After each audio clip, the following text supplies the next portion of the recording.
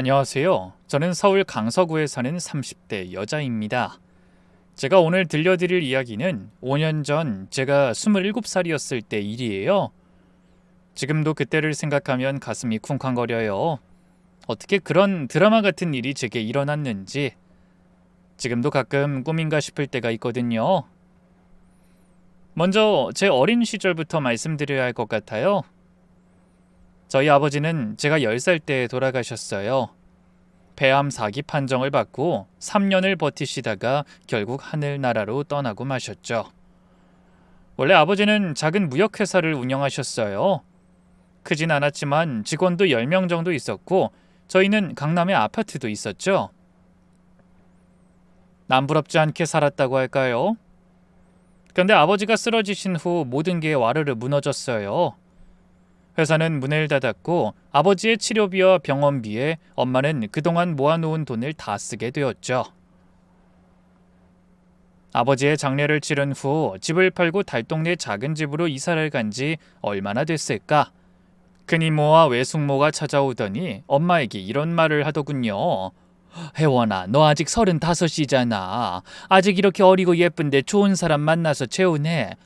내가 중매도 서줄게. 맞아요. 올케 같은 미인이면 금방 좋은 사람 만날 거예요. 실제로 엄마는 정말 아름다우셨어요. 170cm에 늘씬한 키에 작은 얼굴, 백조 같은 긴 목, 발레리나 출신답게 걸음걸이 하나하나가 우아했죠. 장례식장에서도 몇몇 정신 나간 남자들이 엄마에게 번호를 물어볼 정도였죠. 상주인데도 말이에요. 그래서 외갓집 식구들은 아직 젊고 예쁜 엄마가 어린 딸을 데리고 고생하느니 다시 재혼을 하는 게 낫다고 생각했던 거죠. 하지만 엄마는 그런 외갓집 식구들에게 화를 냈어요. 언니, 다신 그런 말 하지 마. 난 수진이만 있으면 돼. 수진이 생각해서라도 재혼해야지. 애한테 아빠가 필요하잖아.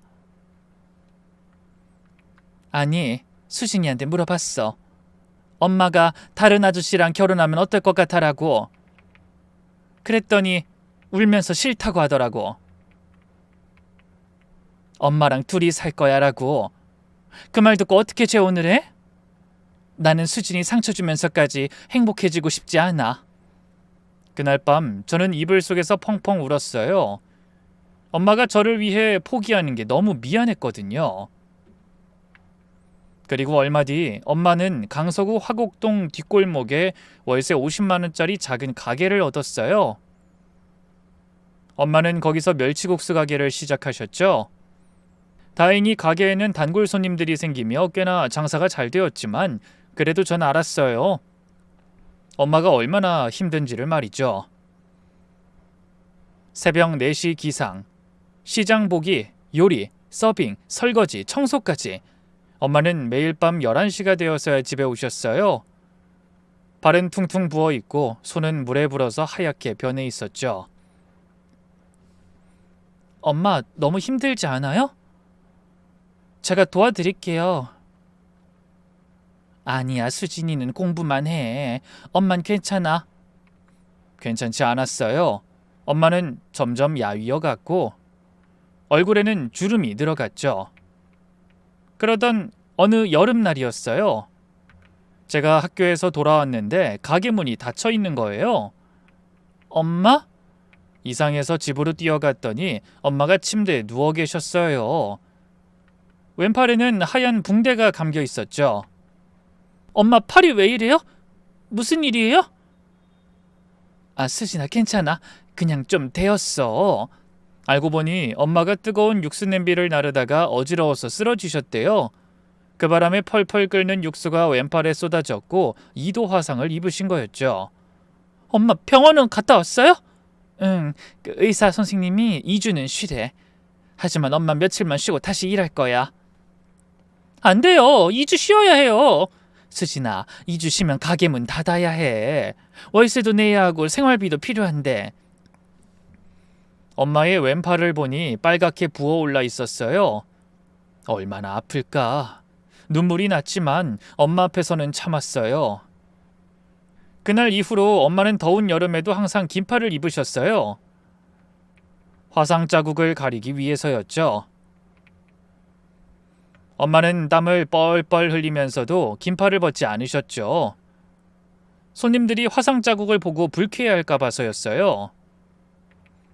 아주머니, 국수 하나 더요. 네, 바로 준비하겠습니다. 엄마는 아픈 팔로도 무거운 냄비를 들고 국수를 삶고 그릇을 나르셨어요. 볼 때마다 가슴이 찢어졌죠.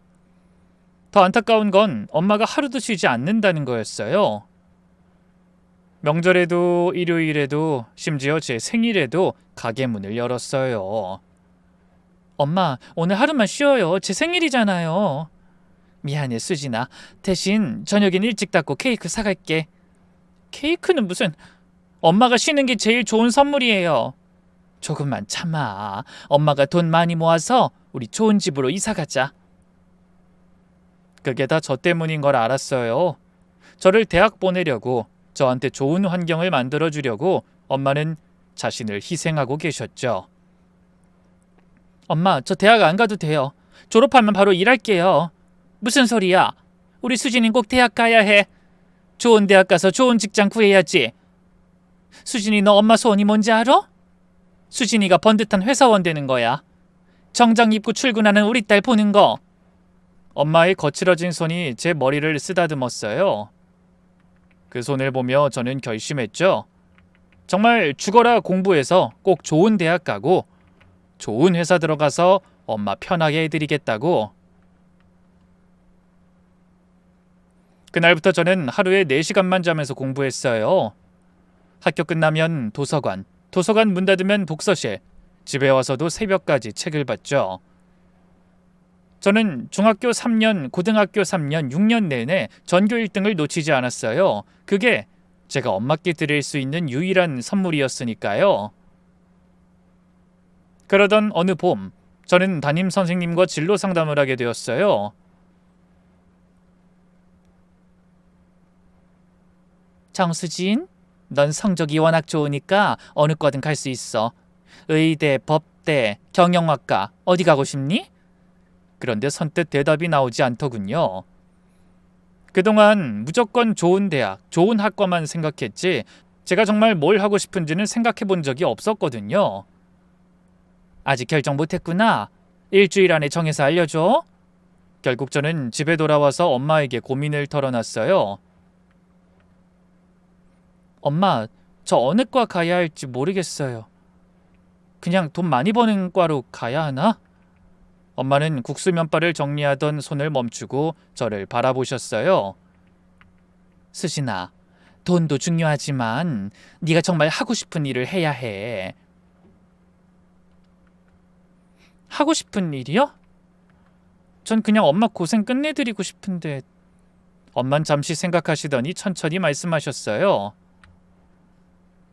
수진아, 환경공학과는 어떠니? 환경공학과요? 갑자기 거긴 왜요? 네 아빠 기억나지? 폐암으로 돌아가셨잖아. 순간 가슴이 먹먹해졌어요. 아빠가 살아계실 때 늘 말씀하셨어. 우리나라 공기가 너무 나빠진다. 수진이가 크면 맑은 공기 마시며 살 수 있을까 하고 걱정하셨지. 엄마의 눈가가 촉촉해졌어요. 그리고 아빠가 마지막으로 한 말이 뭔지 알아? 수진이가 건강하게 자랐으면 좋겠다였어. 깨끗한 환경에서 건강하게 살길 바라셨던 거야. 그래서 말인데 우리 수진이가 환경공학과에 가서 공부하면 어떨까? 사람들이 깨끗한 공기 마시고 깨끗한 물 마시면서 살 수 있게. 아빠처럼 공기오염 때문에 아픈 사람 없도록. 그 순간 저는 머리를 망치로 맞은 것 같았어요. 이거다. 제가 찾던 답이 바로 이거였어요. 단순히 돈을 벌기 위한 직업이 아니라 의미 있는 일, 아빠의 죽음을 헛되이 하지 않게 할 수 있는 일이 바로 여기에 있었죠. 엄마, 저 환경공학과 갈래요. 꼭 갈 거예요. 그래, 우리 딸 아빠도 하늘에서 기뻐하실 거야. 목표가 생기니 공부에 더 열정이 생겼어요. 그냥 성적을 위한 공부가 아니라 꿈을 위한 공부가 됐죠. 친구들이 놀자고 해도 TV 보고 싶어도 참았어요. 특히 과학 과목은 미친 듯이 팠어요. 화학, 물리, 생물, 지구과학, 환경공학과에서 필요한 모든 기초를 다지고 싶었거든요. 수능 당일, 엄마는 새벽 2시에 일어나서 곰탕을 끓이고 절에 가서 기도하셨대요. 수진아, 긴장하지 마. 네가 그동안 얼마나 열심히 했는지 엄마가 다 알아. 엄마, 저 꼭 서울대 환경공학과 갈게요. 어느 대학이든 상관없어. 건강하게만 시험 보고 와. 시험장에 들어가면서 저는 아버지 사진을 품에 넣었어요. 아빠, 저 잘할 수 있겠죠? 지켜봐 주세요. 수학 문제가 특히 어려웠지만 포기하지 않았어요. 과학 탐구는 자신 있었죠. 환경 관련 문제가 나올 때마다 아버지 생각이 났어요. 성적 발표 날 손이 떨려서 마우스를 제대로 잡을 수 없었어요. 수진아, 천천히 해. 엄마가 옆에 있잖아. 잠시 후 화면에 뜬 점수를 보고 믿을 수 없었어요. 전 과목 1등급, 서울대 환경공학과에 합격 가능한 점수였죠. 엄마, 됐어요. 나 서울대 갈 수 있어요. 엄마는 그 자리에서 주저앉아 펑펑 우셨어요. 우리 딸 정말 대단해. 아빠가 보셨으면 얼마나 자랑스러워하셨을까. 엄마, 이제 시작이에요. 제가 열심히 공부해서 꼭 좋은 회사 들어가고 엄마 가게도 그만두게 할게요. 아니야. 엄마는 가게 하는 게 좋아. 대신 네가 당당한 환경공학자가 되는 걸 보고 싶어. 합격 통지서를 받던 날 저는 아버지 묘지를 찾았어요. 아빠, 저 서울대 환경공학과 합격했어요. 이제 정말 시작이에요. 깨끗한 세상 만들 거예요. 아빠처럼 아픈 사람 없도록요. 바람이 불어 나뭇잎이 흔들렸어요. 아버지가 대답하시는 것 같았죠. 저는 아버지의 묘비를 쓰다듬으며 말을 이었어요. 병실에서 아빠가 창밖을 보며 한숨 쉬던 거 기억나요. 저 뿌연 하늘, 수진이 있는 파란 하늘 아래서 살았으면 좋겠다고 하셨죠. 저 그 파란 하늘 만들 거예요. 꼭이요. 그때 엄마가 조용히 다가오셨어요. 손에는 아버지가 좋아하시던 막걸리와 파전을 들고 계셨죠. 여보, 우리 딸이 환경공학과 간대요. 당신 생각하면서 선택했대요. 자랑스럽죠? 막걸리를 묘비에 부으며 엄마가 말씀하셨어요. 당신이 살아있었다면 수진이 머리 쓰다듬으며 우리 딸 최고다라고 했을 텐데. 엄마, 수진아, 아빠가 너한테 남긴 게 하나 있어. 엄마가 가방에서 낡은 봉투를 꺼내셨어요. 이게 뭐예요? 아빠가 돌아가시기 전에 쓴 편지야. 네가 대학 합격하면 주라고 하셨어. 저는 떨리는 손으로 편지를 열었어요. 아버지의 삐뚤빼뚤한 글씨가 보였죠. 병상에서 힘겹게 쓰신 흔적이 역력했어요. 사랑하는 우리 딸 수진이에게 이 편지를 읽고 있다면 네가 대학에 합격했겠구나. 축하한다. 아빠가 아파서 우리 딸한테 해준 게 없어서 미안해. 우리 딸 결혼할 때 아빠가 꼭 손 붙잡고 들어가주고 싶었는데 그마저도 해줄 수가 없겠구나. 정말 미안하다. 하지만 한 가지는 자신 있게 말할 수 있어. 아빠는 널 정말 사랑했다고. 수진아, 힘들 때마다 하늘을 봐. 아빠가 항상 지켜보고 있을게. 사랑한다 우리 딸. 아빠가. 편지를 읽으며 저는 엉엉 울었어요. 엄마도 같이 우셨죠. 하늘을 올려다보니 구름 사이로 파란 하늘이 보였어요. 마치 아버지가 미소 짓는 것 같았죠. 묘지를 나오면서 저는 다짐했어요. 아버지를 위해서 또 엄마를 위해서 더 열심히 공부하겠다고 말이죠. 그렇게 대학교에 입학 후에도 저는 쉬지 않았어요. 전액 장학금을 받으며 4년 내내 수석을 유지했죠.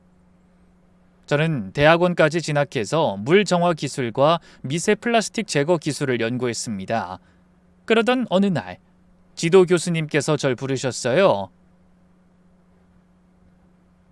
수진아, 너 퓨어워터라는 회사 알아?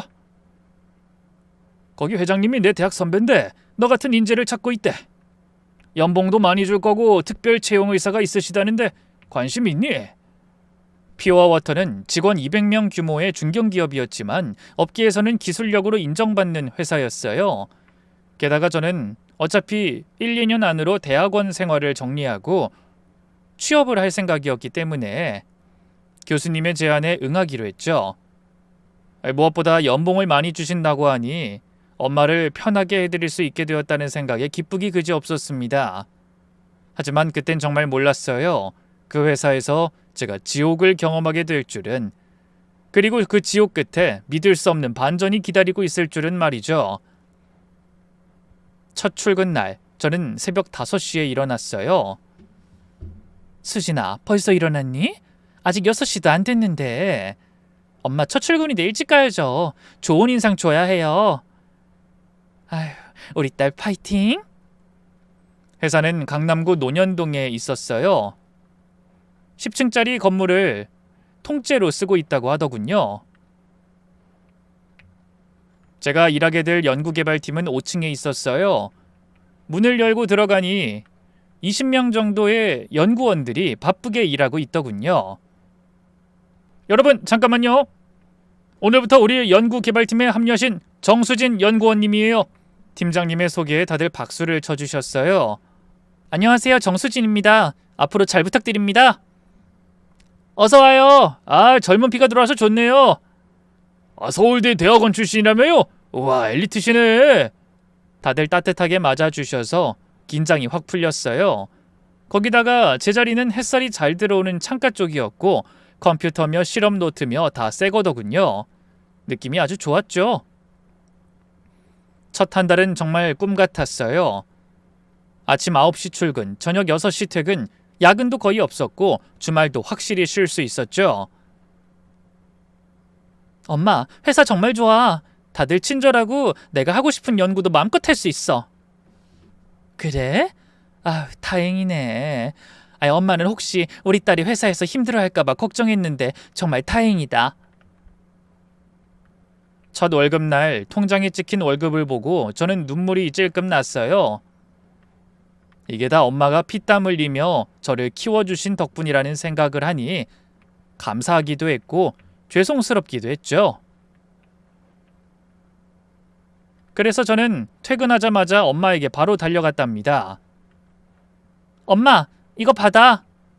이게 뭐니? 200만 원. 엄마 용돈이야. 이제부터 매달 줄게. 어머, 얘는 네가 무슨 돈이 있다고? 수진아, 너 그 돈 저축해.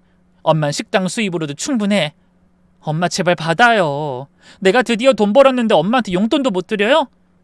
그동안 고생하신 거 생각하면 이것도 적어요. 엄마는 결국 제가 드리는 돈을 받으셨지만 눈물을 훔치셨어요. 우리 딸이 어느새 이렇게 컸구나. 아빠가 보면 얼마나 자랑스러워할까. 그 모습을 보며 저 역시 속으로 아빠를 떠올렸답니다. 아빠, 저 정말 열심히 살고 있어요.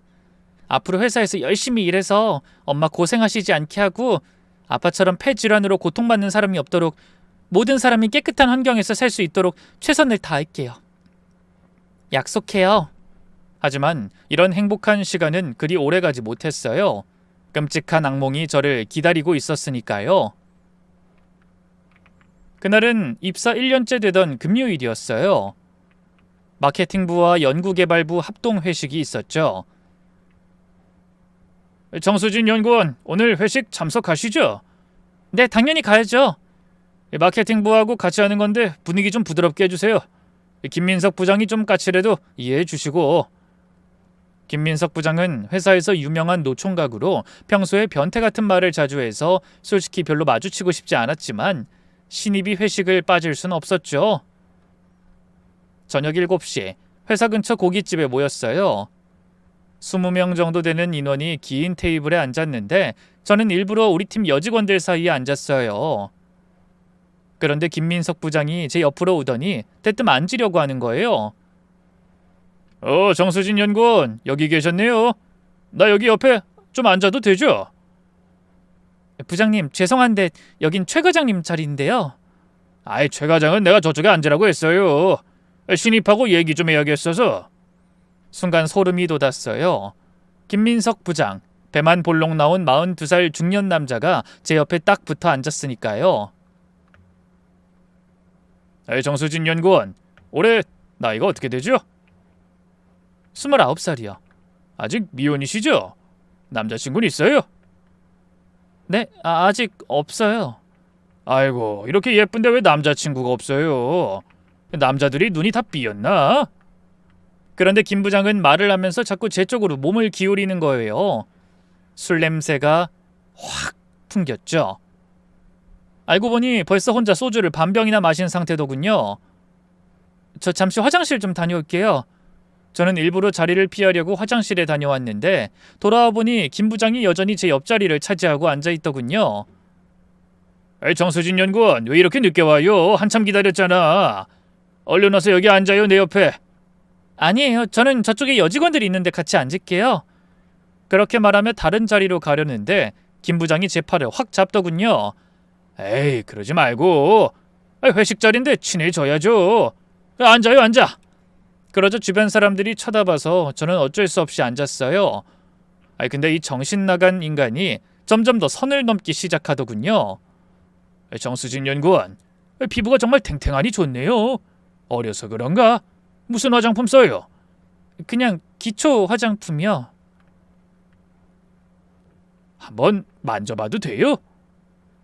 아니, 볼이 너무 귀엽게 생겼어. 그러더니 이 미친 김 부장이 갑자기 제 볼을 만지려고 손을 뻗는 거예요. 하지 마세요. 저는 김 부장의 손을 확 쳐냈어요. 순간 주변이 조용해졌죠. 아니, 칭찬하는 건데 왜 그래요? 정수진 씨 너무 예민한 거 아니에요? 칭찬이라고요? 이게 칭찬이에요? 왜 남의 얼굴을 함부로 만지려고 해요? 아니, 그냥 친근감의 표현이지. 근데 김 부장은 거기서 그치지 않고 더 충격적인 말을 하더군요. 정수진 씨가 예쁘니까 친해지자고 그런 거죠? 내가 뭐 정수진 씨 가슴을 만져보겠어? 아니면 엉덩이를 만져보겠어? 그러면서 제 몸매를 위아래로 훑어보는 거예요. 어우, 정말 토할 것 같았어요. 김 부장님, 그만하세요. 이건 성희롱이에요. 성희롱? 아니, 칭찬을 성희롱이라고? 요즘 젊은 사람들은 너무 예민해. 그때 고기가 나왔는데 이 인간이 집게로 고기를 집어 제 앞접시에 올려놓으면서 또 헛소리라는 거예요. 많이 먹어요. 정수진 씨는 너무 말랐어. 여자는 좀 통통해야 복스럽고 예쁜데 말이야. 제가 알아서 먹을게요. 신경 쓰지 마세요. 아니, 내가 챙겨주는 건데 왜 이래요? 사람 진짜 서운하게 하네. 그러더니 김 부장은 갑자기 제 어깨에 손을 올리기까지 했습니다. 아버지 없이 자랐다고 들었는데 그래서 이런 스킨십이 어색한가? 남자 잘 모르죠? 내가 알려줄게요. 순간 머리가 하얘졌어요. 이 미친놈이 지금 제정신인가 싶었죠. 뭐라고요? 지금 그게 말이라고 하시는 거예요? 제가 아버지 없이 자란 게 부장님이랑 무슨 상관이에요? 그리고 남자를 알려주긴 뭘 알려줘요? 그게 뭔데요? 여자 직원 못 만지고 성희롱하는 게 남자예요? 아이씨, 목소리 좀 낮춰요. 다들 쳐다보잖아. 뭐라고 하는 거예요? 여기 다들 똑똑히 들으세요. 김민석 부장님이 제가 아버지 없다고 업신여기고 제 몸을 만지려고 했어요. 야, 정수진! 김 부장이 벌떡 일어나서 소리쳤어요. 내가 언제 그랬어? 난 그냥 따뜻하게 대해주려고 한 거야. 너 불쌍해서. 불쌍하다고요? 제가 왜 불쌍해요? 부장님이야말로 불쌍한 거 아니에요? 42살에 결혼도 못하고 회식 때마다 여직원들한테 추근대고. 뭐? 인연이? 저한테 년이라고요? 지금 막말하신 거죠? 다들 들으셨죠? 그때 연구개발부 팀장님이 급하게 저희를 말렸어요. 김 부장님, 진정하세요. 정수진 연구원도 앉아요. 회식 자리에서 이러면 안 되죠. 팀장님, 저 먼저 가보겠습니다. 저 여기 더 못 있겠어요. 죄송합니다. 저는 그대로 가방을 들고 나왔어요. 뒤에서 김민석 부장이 뭐라고 소리치는 게 들렸지만 그냥 무시했죠. 집에 와서 엄마한텐 아무 말 못했어요. 걱정하실까 봐요. 저는 그냥 혼자 입을 뒤집어 쓰고 울었죠. 더러워서, 화가 나서, 억울해서. 그렇게 주말이 지나고 월요일에 출근을 했는데 출근하자마자 이상한 분위기가 느껴지더군요. 다들 저를 보고 수근거리는 거예요. 어이 정수진 연구원. 점심시간에 같은 팀 최 과장님이 조용히 절 불렀어요. 그 이상한 소문이 도는데 그 김민석 부장님이 정수진 연구원이 교수님 라인으로 특별 채용됐다고. 실력도 없으면서 연봉만 많이 받는다고 떠들고 다닌대요. 네? 그리고 더 황당한 건 정수진 연구원이 회식 때 술 먹고 먼저 유혹했다고도 하고. 뭐라고요? 제가 김 부장을 유혹했다고요? 김 부장이 친절하게 대해줬는데 오해해서 따귀를 때리려고 했다나. 이거 완전 말도 안 되는 소린데 이 마케팅부 애들은 다 믿더라고요. 기가 막혔어요. 이 성희롱한 인간이 오히려 피해자 코스프레를 하다니. 그리고 정수진 연구원 아버지이기도 하던데 아버지 없이 자라서 애정결핍이 있다나 뭐라나. 그 인간이 진짜. 저는 이를 악물었어요. 참았던 눈물이 또 났지만 이번엔 슬픔이 아니라 분노의 눈물이었어요. 최 과장님, 김 부장 어디 있는지 아세요? 전 당장이라도 그 인간 얼굴 보고 따져 묻고 싶었어요. 감히 아버지 얘기를 입에 올리다니 이건 정말 선을 넘어도 단단히 넘은 거였죠. 김 부장님은 오전에 외근 나가셨어요. 오후 3시쯤 돌아오신대요. 3시요? 일단 알겠습니다. 3시까지 기다려야 한다니 속이 부글부글 끓었어요. 이 분노를 어떻게 참아야 하나 싶어서 찬물이라도 마시려고 화장실로 갔죠. 그런데 화장실에 들어가 있자니 밖에서 이상한 대화 소리가 들려오더군요. 마케팅부 직원들이 제 뒷담화를 하는 소리였죠. 정수진 걔 들어올 때부터 이상했어. 들어보니까 신입 주재 연봉이 1억이 넘는다던데? 아무렴 설마 연봉 1억이 말이 돼? 진짜래. 김 부장이 그랬어. 김 부장님 말로는 교수랑 뭔가 있었대. 그래서 특별 채용된 거라고 그러던데?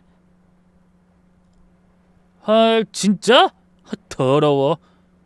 회식 때도 일부러 김 부장님한테 들이댔대. 노총각이니까 만만해 보였나봐. 저는 저 말도 안 되는 헛소리들을 더는 들어줄 수가 없어서 화장실 문을 벌컥 열고 나갔습니다. 방금 한 말 다시 해보세요. 어머 깜짝이야. 엿듣고 있었어요? 엿들은 게 아니라 다 들렸어요. 그리고 제가 교수님이랑 뭐가 있었다고요? 지금 그 말 책임질 수 있어요? 증거 있냐고요? 아니 난 그냥 김 부장님이 그러시던데. 김민석 부장이 나한테 성희롱해놓고 거짓말하는 거예요. 회식 자리에 있던 사람들한테 물어보세요. 누가 먼저 출근됐는지. 뭘 그렇게 흥분하고 그래요. 우리는 들은 대로 말한 것뿐이에요. 마케팅부 여직원들은 코웃음을 치며 나갔어요. 저는 그날 알게 됐죠. 아무리 내가 억울하고 결백하다고 한들 떠들기 좋아하고 낱말하기 좋아하는 사람들은 계속 자기 마음대로 찢고 까불고 다닐 거라는 걸 말이죠. 그래서 저는 결심했어요. 이대로는 안 되겠다고. 결국 저는 김 부장을 한 방에 날려버릴 증거를 모으기 시작했죠. 우선 회식 때 있었던 일을 일기처럼 상세히 기록했고 거기에 목격자들의 이름도 적었어요. 그런데 다음 날 더 충격적인 일이 벌어졌습니다. 정수진 연구원, 잠깐 나 좀 봅시다. 적반하장도 유분수지 김민석 부장이 먼저 회의실로 저를 부르는 게 아니겠어요? 저는 마침 잘됐다 하고 김 부장을 따라갔죠. 무슨 일이시죠? 사과하러 왔어요. 네? 지난번 회식 때 일 말이에요. 내가 좀 과했던 것 같아요. 미안해요. 제 험담을 하고 다닐 땐 언제고 갑자기 사과를 하다니 뭔가 수상했어요. 갑자기 왜 이러시는데요? 그냥 생각해보니까 다 내가 잘못한 것 같더라고요. 자, 이제 화해해요. 악수. 그러면서 손을 내미는데 그 손이 제 손을 잡더니 갑자기 저를 있는 힘껏 잡아당기는 거예요. 순간 균형을 잃고 앞으로 넘어질 뻔했는데 이 미친놈이 저를 안으려고 하는 거예요. 저는 즉시 있는 힘껏 김 부장을 밀쳐냈죠. 놓으세요. 지금 뭐 하는 거예요? 진짜 미치신 거 아니에요? 진짜 자꾸 이러시면 저도 가만히 안 있어요. 근데 그 인간은 씩 웃으면서 저에게 이렇게 말하더군요. 왜? 뭐 신고라도 하려고? 소용없어요. 여기 CCTV도 없고 목격자도 없으니까. 그리고 내가 누군지 알아요? 이래봬도 내가 이 회사에서 10년을 일했어요. 당신 같은 신입이 날 이길 수 있을 것 같아요? 앞으로 회사 생활 제대로 하고 싶으면 내 말 잘 들어요. 아니면 여기 못 있을 거예요. 그 말을 남기고 나가는 김민석 부장의 뒷모습을 보며 저는 결심했어요. 좋아. 어디 누가 이기나 끝까지 가보자. 내가 겨우 저 따위 쓰레기 때문에 무너질 줄 알고? 천만에. 진실은 승리하는 법이라고. 하지만 상황은 점점 악화됐어요.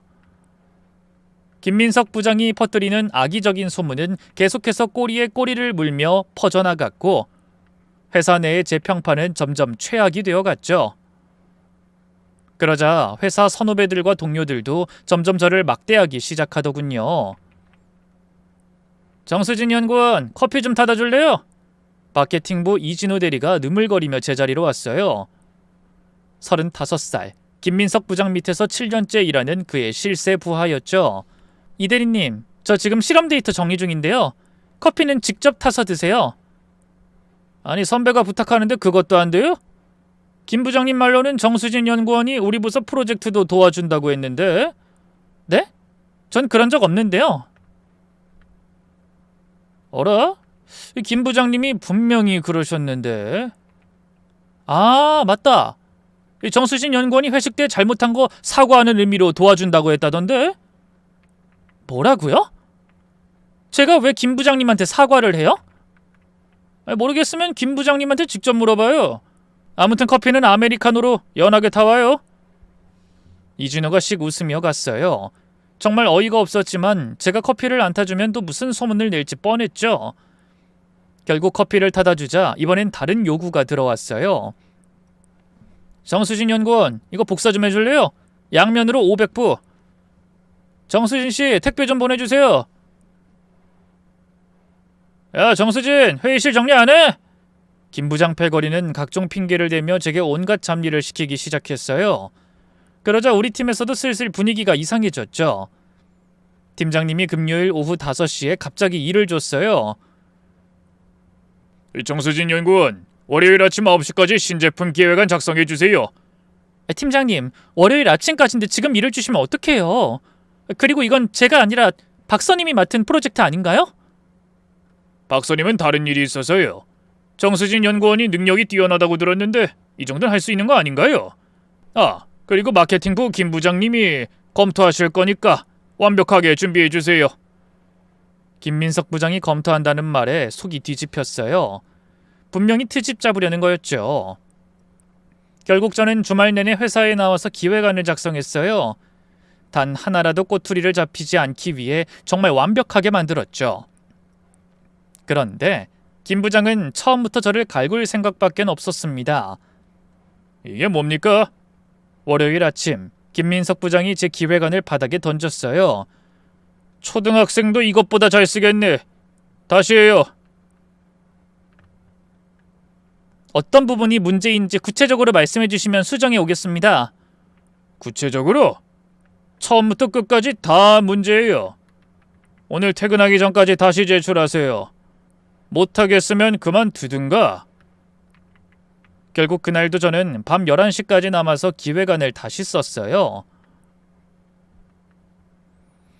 그런데 퇴근하려는 경비 아저씨가 안쓰러운 눈빛으로 저를 보시더니 한마디 하시더군요. 아이 정수진씨, 요즘 맨날 늦게까지 있네. 무슨 일이 있어? 아니에요. 그냥 일이 좀 많아서요. 김민석 부장 때문이지? 다 알아. 그 인간 여직원들 괴롭히기로 유명해. 작년에도 신입 여직원 하나 그렇게 괴롭혀서 퇴사했어. 조심해. 충격적인 사실이었어요. 사실 김 부장은 상습범이었던 거죠. 막막했어요. 빌딩을 나와 버스 정류장에 앉아있는데 눈물이 났죠. 어떻게 해야 하지? 제일 먼저 인사팀에 김 부장을 신고하는 방법을 생각해봤어요. 하지만 입사한 지 1년밖에 안 된 신입이 부장을 고발한다? 안 돼. 괜히 골칫거리로 찍히기나 할 거야. 라고 한숨이 나왔죠. 이 좁은 업계에서 문제아로 지키면 끝이었으니까요. 다른 회사로 이직도 못할 거고요. 그럼 그냥 참아야 하나? 아니면 그냥 퇴사해야 하나? 저는 잠도 못 자고 새벽 2시까지 고민했어요. 하지만 고민의 끝에 엄마 얼굴이 떠올랐죠.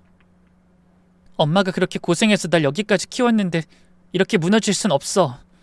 결국 저는 엄마를 생각하며 한 번 더 힘을 내보기로 했죠. 그런데 다음 날 더 황당한 일이 벌어졌어요. 정수진 연구원, 이게 뭡니까? 상무님이 화를 내며 회의실로 저를 불렀어요. 김민석 부장과 이진우 대리도 있었죠. 무슨 일이신가요? 신제품 테스트 데이터가 유출됐어요. 경쟁사에서 우리 기술과 똑같은 특허를 먼저 출원했다고. 네? 그게 무슨... 정수진 연구원이 마지막으로 데이터 파일 열었더군요. 김 부장이 씩 웃으며 말했어요. 전 연구용으로 확인만 했을 뿐이에요. 유출 같은 건 절대 하지 않았다고요. 여기 증거가 있어요. 정수진 연구원 컴퓨터에서 외부 이메일로 파일을 전송한 기록이 있습니다. 이준호가 프린트물로 보여줬어요. 제 컴퓨터 IP에서 이메일로 파일을 보낸 기록이었죠. 이건 조작이에요. 전 그런 적 없어요. 상무님, 전 정말 억울해요. 제가 왜 그런 짓을 하겠어요? 전 이 회사에서 열심히 일하고 싶어요. 정수진 연구원, 일단 이 건은 조사를 해봐야겠네요. 그때까지 중요 프로젝트에서 배제됩니다. 그리고 경위서 작성해서 제출하세요. 그렇게 상부님이 나가고 김 부장이 음흉하게 웃으며 제게 속삭였어요. 봤지? 내가 뭘 했어. 내 말 안 들으면 회사 못 다닌다고. 당신이 조작한 거죠. 이진우 대리랑 짜고. 증거 있어요? 없으면 명예훼손으로 고소할 수도 있는데. 그때 이진우 대리가 얄밉게 거들었어요. 정수진 씨, 회사 생활 힘들죠? 그냥 퇴사하는 게 어때요? 여기 있어봤자 좋을 거 없을 텐데. 맞아요. 아니면 내 말 잘 들으면 없던 일로 해줄 수도 있고. 그렇게 말하며 김 부장이 제 어깨를 툭툭 건드리는데 정말 너무 억울하고 분해서 죽을 것 같더군요. 결국 저는 회의실을 나와서 화장실에서 혼자 울었어요. 잠시 후 겨우 마음을 진정시킨 뒤 팀으로 돌아갔는데 다들 절 보며 수근거렸어요. 정수진이 데이터 팔았대? 대학원 때부터 그런 적 있었나 봐. 김 교수님한테 잘 보여서 여기 온 거래. 쟤 때문에 우리 팀 이미지 다 망했어. 점심시간에도 아무도 저랑 밥을 먹으려 하지 않았어요. 혼자 구내식당 구석에서 밥을 먹는데 옆 테이블에서도 계속 저를 보며 수근거리는 소리가 들려오더군요. 도저히 밥을 못 먹겠어서 결국 저는 밥을 다 남기고 나왔어요. 그날 밤 집에 가서 엄마 얼굴을 보니 더 서러웠어요. 수진아, 오늘도 늦었네. 밥은 먹었니? 엄마가 부엌에서 나오시며 물었어요. 손에는 제가 좋아하는 김치찌개가 담긴 뚝배기를 들고 계셨죠. 아니, 근데 나 지금 뭐 안 먹고 싶은데. 그래도 이거 조금만 먹어. 엄마가 특별히 너 좋아하는 꽃게 넣어서 끓였어. 엄마 진짜 괜찮아. 배불러. 왜 그래? 너 회사에서 무슨 일 있었어? 저는 차마 엄마의 눈을 바라볼 수 없었어요. 그래서 고개를 숙인 채 대답했죠. 아니, 일은 무슨 일. 다 좋아. 거짓말이었죠. 하지만 저는 엄마한테 걱정 끼치고 싶지 않았어요. 불빛 아래 비친 엄마의 얼굴이 너무 수척해 보였거든요. 언제부터인가 엄마 얼굴에 주름이 부쩍 늘었고 볼은 홀쭉하게 들어갔어요. 한때 발레단의 꽃이었던 엄마가 이제는 그저 평범한, 아니 고단한 중년 여성이 되어버렸죠. 엄마, 요즘 식당은 어때? 힘들진 않아? 전혀. 엄마는 일하는 게 재밌어. 엄마도 거짓말을 하고 계셨어요. 화상 입은 왼팔을 자꾸 만지작거리시는 걸 보니 오늘도 팔이 아프신 것 같았죠. 우리 모녀는 서로를 위해 거짓말을 하며 살고 있었어요. 엄마, 나 이제 월급 받으니까 식당 좀 쉬어도 되지 않아? 무슨 소리야. 너는 네 돈 모아야지. 결혼 자금도 필요하고. 결혼은 무슨. 우리 딸 이렇게 예쁜데 얼른 좋은 사람 만나서 결혼해야지. 아 참, 그리고 엄마가 할 말이 있는데. 무슨 말? 엄마는 몇 번인가 입을 달싹거리시더니 아니라고 다음에 얘기하자고 하셨고 저는 그만 방으로 들어왔죠. 그리고 책상 서랍 속에서 아버지의 사진을 꺼냈어요. 아버지가 건강하실 때 찍은 사진이었죠. 아빠, 너무 힘들어요. 김 부장이라는 인간이 절 너무 괴롭혀요. 저 어떻게 해야 해요? 저는 아버지의 사진을 가슴에 안고 중얼거렸어요. 그래도 포기하면 안 되겠죠? 엄마가 저 때문에 얼마나 고생했는데 이런 일로 무너질 순 없어요. 아빠, 저 내일부터 증거 모으기 시작할 거예요. 그 인간이 저한테 한 짓 다 기록할 거예요. 그리고 기회가 오면 반드시 응징할 거예요. 저는 아버지의 사진을 한 번 더 쓰다듬고 불을 껐어요. 그리고 어둠 속에서 다짐했죠. 내일부터는 달라질 거라고. 더는 당하고만 있지 않겠다고 말이죠. 그런데 다음 날 결정적인 사건이 터졌어요. 정수진 연구원, 상무님이 부르십니다. 지금 바로 올라오래요. 오전 9시 비서실에서 전화가 왔어요. 불안한 예감이 들었죠. 상무실에 들어가니 김민석 부장과 이진우 대리가 이미 와 있었어요. 둘 다 비열한 미소를 짓고 있었죠. 정수진 연구원이 작성한 기획안에 중대한 실수가 있었습니다. 이 때문에 내가 클라이언트한테 얼마나 망신을 당했는지 알아요? 상무님이 서류를 탁 내려놓으며 화를 내셨어요. 네? 그럴 리가요. 잠시 확인 좀 해보겠습니다. 저는 떨리는 손으로 기획안을 집어들었어요. 그런데 첫 장을 보자마자 이상한 점을 발견했죠. 이건 초안이잖아. 이 기획안은 제가 처음 작성했던 미완성 버전이었어요. 수치도 틀렸고 중요한 그래프도 빠져 있었죠. 상무님, 이건 제가 최종 제출한 버전이 아닙니다. 이건 초안이에요. 제가 분명히 금요일에 김 부장님께 최종 수정본을 제출했는데요. 뭐라고? 상무님이 김 부장을 쳐다봤어요. 김 부장, 이게 어떻게 된 거죠? 그러자 김 부장은 잠시 당황하더니 이내 뻔뻔스럽게 거짓말을 하더군요. 저도 모르겠습니다. 전 분명 정수진 연구원한테 이 기획안밖에 받은 게 없는데요. 그게 무슨 소리예요? 제가 분명히 금요일 오후 4시에 김 부장님께 최종본 직접 전달했잖아요. 정수진 연구원이 언제요? 나는 그런 거 받은 적 없어요. 김민석 부장은 계속해서 뻔뻔하게 새빨간 거짓말을 이어갔어요. 이진우 대리, 금요일에 정수진 연구원이 나한테 뭐 가져왔나? 아니요, 전 못 봤습니다. 설상가상 이진우까지 거짓말을 하는 거예요. 거짓말하지 마세요. 이진우 대리님도 그때 옆에 있었잖아요. 김 부장님이 수고했어요 하고 받아가셨다고요. 정수진 씨, 없던 일을 있다고 우기면 어떡해요? 증거라도 있어요? 그때 상무님이 손을 들어 제지했어요. 한쪽은 제출했다고 하고 한쪽은 받은 적 없다고 하니 누구 말이 맞는지 판단할 수가 없네요. 다만 정수진 연구원, 상무님은 차가운 눈빛으로 저를 쏘아보았습니다. 지난번 데이터 유출 건도 그렇고 이번 일도 그렇고 자꾸 문제가 생기는 것 같은데 신입이라 실수할 수 있다고 봐줬더니 책임 전가까지 하는 건 실망스럽네요. 상무님, 그게 아니라 김 부장, 정수진 연구원 교육 좀 제대로 시켜요. 이런 일 또 생기면 징계위원회에 회부할 겁니다. 네, 알겠습니다. 제가 잘 지도하겠습니다.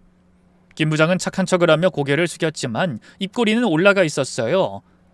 그 얼굴을 보는데 정말 더는 참을 수가 없더군요. 결국 저는 이런 거지 같은 회사 그만 때려치우는 게 맞겠다는 생각을 하게 되었습니다. 그런데 문제는 엄마였죠. 입사한 지 1년밖에 안 돼서 회사를 그만둔다고 하면 분명 걱정하실 텐데 이걸 어떻게 말씀드려야 하나 고민을 하고 있는데 생각지도 못하게 엄마가 먼저 제게 전화를 걸어봤습니다. 수진아, 엄마야. 혹시 오늘 저녁에 시간 있니? 엄마가 누구를 좀 소개해주고 싶은데 이따가 7시에 엄마 식당으로 와. 평소 같으면 무슨 일인지 자세히 물어봤겠지만 그날은 너무 지쳐서 그냥 알겠다고 했어요. 그리고 그날 저녁 저는 무거운 발걸음으로 엄마 식당에 갔죠. 평소 저녁 시간에 손님이 꽉 차는데 가게가 텅 비어 있었어요. 수진아 왔니? 저쪽 방으로 가봐. 저는 엄마가 시키는 대로 작은 룸으로 들어갔죠. 그런데 그 안에는 글쎄 저희 회사 회장님이 앉아 계시는 것 아니겠어요? 에? 회장님? 저는 너무 놀라서 그 자리에 얼어붙었어요. 엄마 이게 어떻게... 그때 엄마가 쑥스러운 듯 말씀하셨죠. 수진아, 사실 엄마가 이분이랑 만나고 있어. 저는 다리에 힘이 풀려 주저앉았어요. 우리 엄마가 우리 회사 회장님이랑 사귄다고? 그때 엄마가 수줍게 말하기 시작했어요. 처음에는 너희 회사 회장님인 줄 몰랐어. 처음 만난 게 6개월 전이었는데 회장님이 급하게 멸치국수를 드시다가 국물을 셔츠에 다 쏟으신 거야. 하필 그날 중요한 미팅이 있다고 하시더라고. 아이고, 그때 정말 당황했죠. 회장님이 머쓱하게 웃으셨어요. 그래서 내가 얼른 주방으로 모시고 가서 얼룩을 지워드렸지. 주방 세제로 비비고 드라이기로 말려드리면서. 그러자 이이가 계속 미안하다고 고맙다고 하는데 그 모습이 참 소탈하고 좋았어. 이어서 회장님이 설명을 이어가셨어요. 그 후로 매일 점심 먹으러 왔어요. 어머님 국수가 정말 맛있기도 했지만 이 사실은 어머니가 보고 싶어서. 그러자 엄마 얼굴이 빨개졌어요. 소녀 같은 모습이었죠. 한 달쯤 지나서 용기 내서 저녁 식사를 제안했어요. 그렇게 가까워지다 보니 어느 순간 제가 퓨어워터 회장이라는 것도 알게 되셨죠. 엄마가 고개를 끄덕이며 말했어요. 솔직히 그 사실을 알고 나서 거리를 두려고 했어. 너무 벅찬 상대잖아. 무엇보다 너희 회사 회장님이시고. 그때 회장님이 엄마의 손을 잡으셨죠. 하지만 나한테는 이미 당신이 그 누구보다 소중한 사람이 되어 있었지. 그러니까 수진 씨도 우리를 잘 이해해 주길 바래요. 그 순간 제 눈에서 눈물이 후두둑 떨어지기 시작했어요. 수진아 왜 그래? 놀랐니? 아니, 엄마가 미리 말했어야 했는데. 아니 그런 거 아니에요. 그럼 왜 우니? 엄마가 재혼하는 게 싫니? 그게 아니라 오늘 회사에서 너무 힘든 일이 있었는데 엄마가 이렇게 행복해하는 모습 보니까 뭔가 안심이 되면서도 마음이 복잡해서. 저는 울면서 말을 더듬었어요. 수진 씨, 무슨 일이 있었나요? 회장님이 진지한 표정으로 물으셨어요. 저는 결국 모든 걸 털어놨어요. 김 부장의 성희롱, 데이터 유출 누명, 오늘 있었던 기획안 거짓말까지 모조리 다 말해버렸죠. 그러자 회장님의 얼굴이 불그락푸르락 변하더군요. 우리 회사에서 그런 일이 있었다니 이건 절대 용납할 수 없어. 직장 내 성희롱에 문서 조작에 조직적 괴롭힘이라니. 회장님이 주먹을 불끈 쥐었어요. 내가 회사를 너무 방치했구나. 이런 썩을 놈들이 활개치고 다니다니. 수진 씨 왜 진작 말하지 않았어요? 그게 신입이 부장을 고발한다는 게 현실적으로 쉽지 않았어요. 이제부터 아무 걱정하지 말고 나한테 다 맡겨요. 그러더니 회장님은 핸드폰을 꺼내셨어요. 여보세요. 신비서. 지금 당장 감사팀 대기시켜. 내일 아침 특별 감사 들어간다. 전화를 끊고 회장님이 저를 바라보셨어요. 그 눈빛이 너무나 따뜻했죠. 수진씨, 아니 이제 수진이라고 불러도 되겠지? 네? 넌 이제 내 딸이나 마찬가지야. 혜원씨와 결혼하게 되면 정말로 내 딸이 되는 거고. 회장님이 제 어깨에 손을 올리셨어요. 앞으로는 내가 든든한 울타리가 되어줄게. 다신 그런 놈들한테 상처받지 않도록. 그 말에 저는 다시 한번 눈물을 쏟았어요. 회장님, 아빠라고 불러도 돼. 아직 어색하면 천천히 해. 아빠. 그 단어를 듣는 순간 가슴이 먹먹해졌어요. 20년 만에 다시 듣는 아빠라는 존재의 위로였죠. 그날 밤 회장님은 밤새 전화를 하셨어요. 법무팀, 감사팀, 인사팀 모든 부서에 지시를 내렸죠. 그리고 다음날 아침 7시부터 회장님은 약속을 지키기 시작했어요. 회사 로비에 검은 양복을 입은 감사팀 직원들이 대거 출동했고 본사 전체가 발칵 뒤집히기 시작했죠. 긴급 전체 회의가 있대. 회장님이 직접 오신다고? 무슨 일이야? 9시 정각. 대회의실에 전 직원이 모였어요. 그리고 회장님이 들어오셨죠. 여러분, 오늘 중요한 발표가 있습니다. 먼저 우리 회사에서 용납할 수 없는 일이 발생했다는 것을 알게 됐습니다. 김민석 부장. 네, 회장님. 김민석이 벌떡 일어났어요. 자기도 뭔가 잘못된 것을 감지한 것인지 돼지 같은 얼굴에 땀을 뻘뻘 흘리고 있더군요. 방금 전 감사팀이 당신이 신입사원을 성희롱하고 허위 자료를 조작해서 모함했다는 증거를 확보했습니다. 회장님, 그건 오해입니다. 제가 다 설명드릴게요. 시끄럽고. 이진우 대리. 네? 이진우도 화들짝 놀라 일어났어요. 당신은 김 부장과 공모해서 문서를 조작하고 회사 동료를 모함했죠? 저는 김 부장님이 시켰다고? 범죄가 정당화되나요? 회장님이 인사팀장을 봤어요. 두 사람 다 즉시 해고입니다. 그리고 명예훼손으로 고발 조치하세요. 네, 회장님. 잠깐, 회장님. 제가 이 회사를 위해 몸바친 세월이 자그마치 10년입니다. 그런 저한테 어떻게 이러실 수 있나요? 너무하십니다, 정말. 제 얘기도 들어주셔야죠.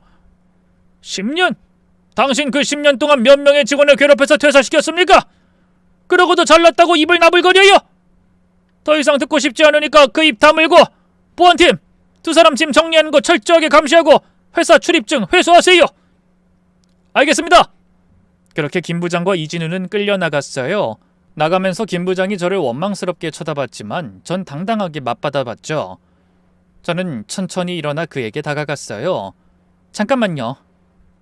보안팀 직원들이 잠시 멈춰섰고 저는 김 부장 앞에 섰죠. 그리고 아주 차분하고 또렷한 목소리로 말했어요. 김민석 부장님, 아니 이제 그냥 김민석 씨, 함께해서 정말 역겨웠어요. 우리 다시는 보지 말아요. 그리고 하나 더. 제가 아버지 없이 자란 건 맞지만 그건 제 약점이 아니라 제 강점이었어요. 어려운 환경에서도 포기하지 않고 여기까지 온 거니까요. 당신 같은 인간 쓰레기는 평생 그런 의지와 노력을 모르고 살겠죠? 제 말에 김민석의 얼굴이 불그락푸르락 변했어요. 이년이, 네가 감히 뭔데 날 평가해? 그가 저에게 달려들려 했지만 보안팀이 재빨리 막아섰죠. 김민석은 너 두고 보자. 절대 가만 안 둬! 라고 발악하며 끌려나갔어요. 이진우는 이미 넋이 나간 표정으로 김민석을 따라 나갔죠. 그날 이후 회사 분위기는 완전히 달라졌어요. 남직원들은 김민석과 이진우의 전철을 밟지 않기 위해 여직원들을 대하는 태도가 조심스러워졌고 예전처럼 함부로 농담을 던지거나 불필요한 신체 접촉을 시도하는 사람은 없어졌죠. 마케팅부 여직원들도 더 이상 근거 없는 소문을 퍼뜨리지 않게 되었어요. 다들 김민석 부장이 어떻게 목이 날아갔는지 똑똑히 봤으니까요. 회사는 이전과는 비교할 수 없을 정도로 건전하고 프로페셔널할 분위기가 되었죠. 저는 그런 환경에서 더욱 열심히 일할 수 있었어요.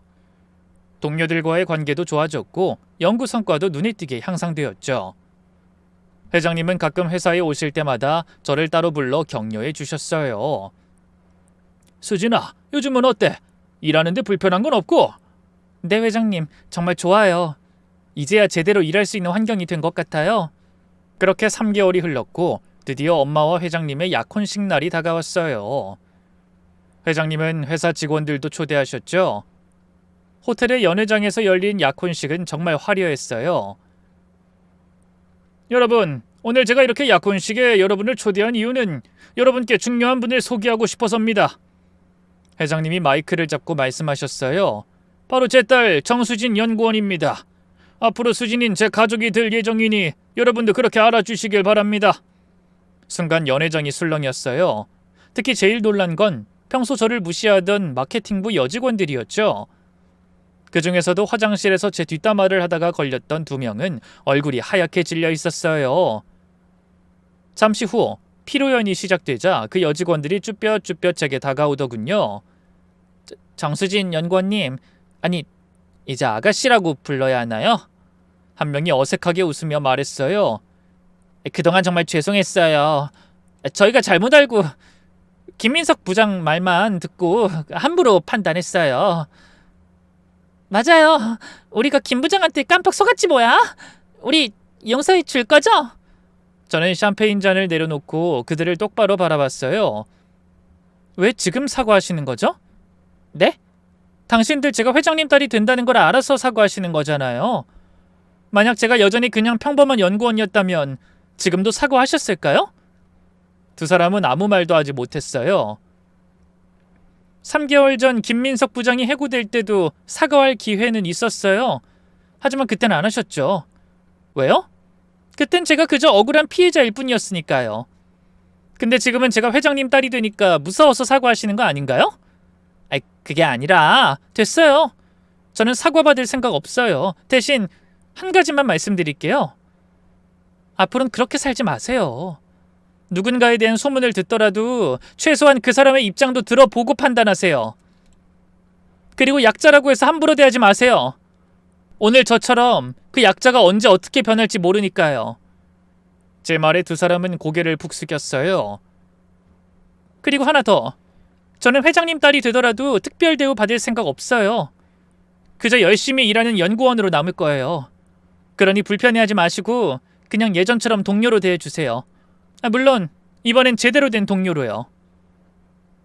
그렇게 말하고 저는 조용히 피로 연장을 빠져나왔어요. 화려한 불빛과 웃음소리가 가득한 연회장을 뒤로하고 저는 한 곳으로 향했죠. 바로 아버지의 묘지였어요. 해가 지고 있었지만 아직 하늘에는 붉은 노을이 남아 있었어요. 묘지에 도착한 저는 아버지의 묘비 앞에 무릎을 꿇고 앉았죠. 아빠, 저 왔어요. 오늘 엄마가 약혼했어요. 혹시 서운한 건 아니죠? 그래도 전 계속 아빠 딸이에요. 영원히 아빠 딸이고요. 걱정하지 마세요. 제가 자주 찾아뵐게요. 근데 아빠, 신기한 게 있어요. 회장님을 보고 있으면 자꾸 아빠 생각이 나요. 회장님도 아빠처럼 따뜻하고 정의로우시거든요. 어쩌면 하늘에서 아빠가 저와 엄마를 위해 회장님을 보내주신 건 아닐까? 그런 생각도 든다니까요. 저는 잠시 혼자 웃은 뒤 이렇게 말했습니다. 아빠, 저 이제 보란듯이 잘 살게요. 아빠가 원하셨던 대로 깨끗한 공기와 물을 만드는 환경공학자로서 최선을 다할게요. 아빠처럼 폐질환으로 고통받는 사람 없도록 모든 사람이 건강하게 숨 쉴 수 있는 세상을 만들 거예요. 지켜봐 주세요, 아빠. 그날 이후로 벌써 5년이 흘렀어요.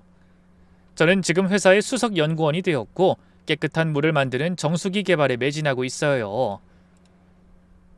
회장님은 정말 좋은 아버지가 되어주셨어요. 제 연구를 전폭적으로 지원해 주시면서도 특별 대우는 일절하지 않으셨죠. 오히려 다른 직원들보다 더 엄격하게 대하실 때도 있어요.